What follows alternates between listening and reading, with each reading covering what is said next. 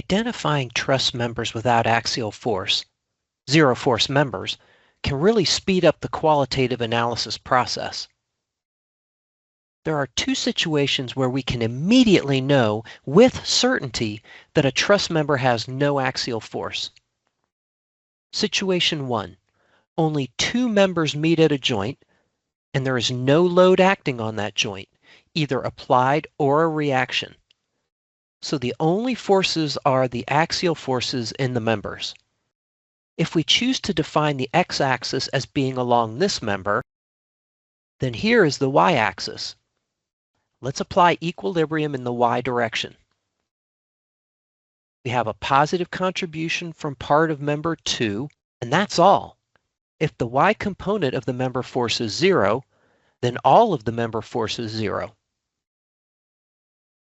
Now let's apply equilibrium in the x direction.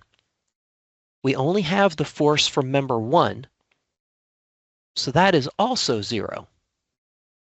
So if only two members meet at a joint, and there is no load at that joint, both members must have 0 axial force. Situation 2.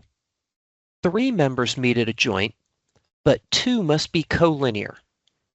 Again, there must be no load acting on the joint, not applied or reactive, so there are only 3 internal forces. Let's choose the x-axis to be along the 2 collinear members, so the y-axis is in this direction. When we apply equilibrium in the y direction, the only contribution is part of member 2. Therefore, member 2 is 0 force.